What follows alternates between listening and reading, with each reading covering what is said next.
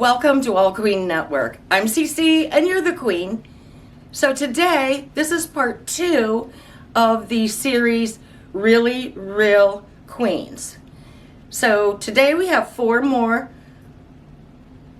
awesome women who led the fight for our rights many years ago.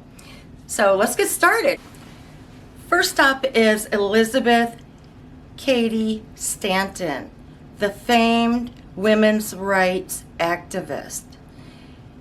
She, even though she was the mother of 7 children, she still made time to fight for women's rights, along with many other women, including her very good friend Susan B. Anthony. She wrote speeches, petitions, and resolutions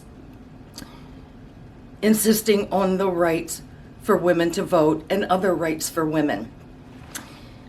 In 1848, she helped, along with other women, she helped organize the first Women's Rights Convention, which was held in Seneca Falls, New York, which is where she lived. She fought at first to free the slaves and then for the women's right to vote, which we have now.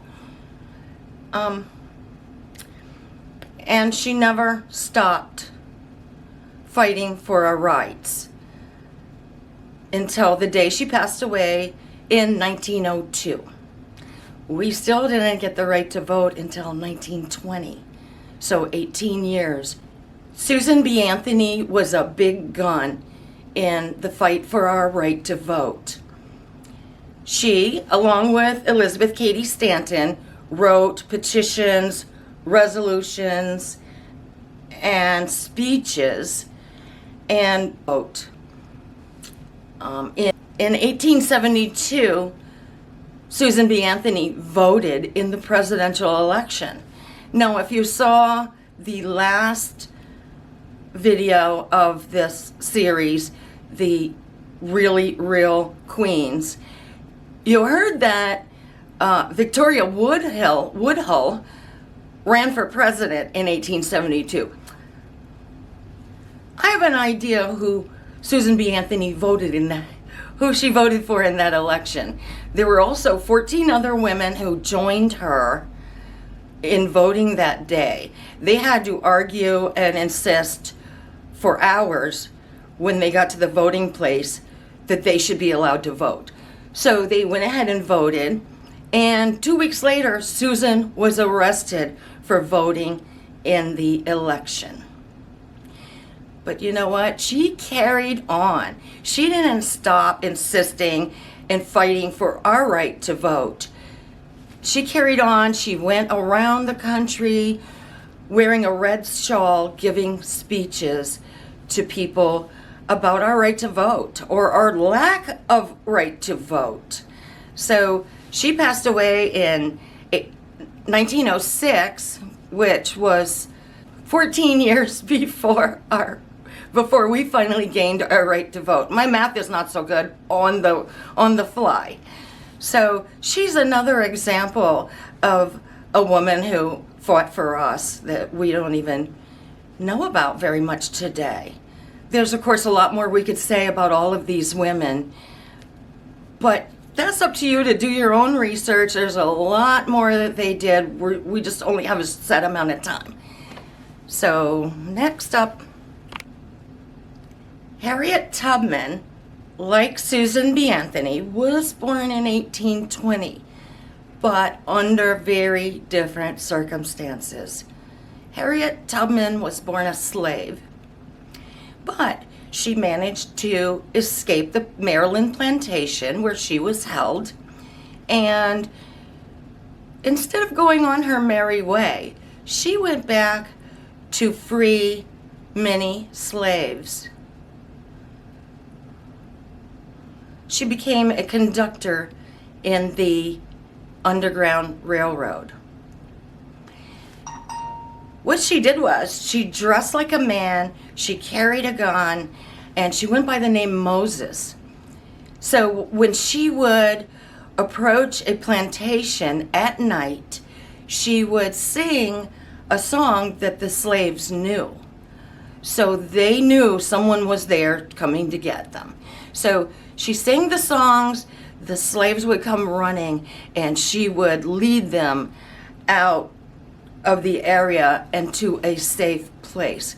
She did that many years and helped many people. Meanwhile, rewards were being offered for the escaped male slave named Moses. She really went out of her way to help other people when she didn't have to. She's someone we can look up to today.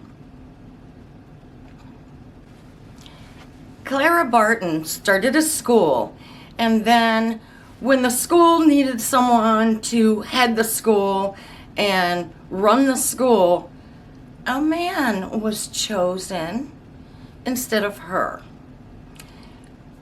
So she left teaching, and she went on to become the angel of the battlefield during the Civil War, helping the wounded soldiers and providing them with the care they needed.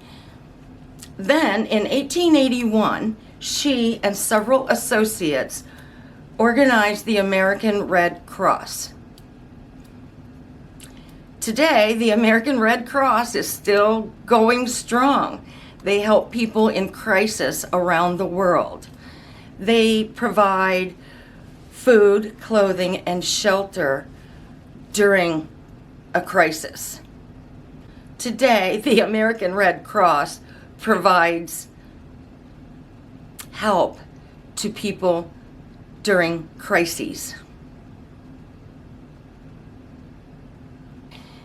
So there we have 4 more women who helped pave the way for us today to help give us the rights that we have now. They were Elizabeth Cady Stanton, Susan B. Anthony, Harriet Tubman, and Clara Barton. So is there anyone there that you would like to emulate? Does this give you any ideas about things you'd like to do to help improve the lives of others like these women did? Thank you for watching.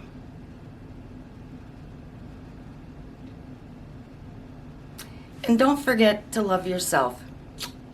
Love ya.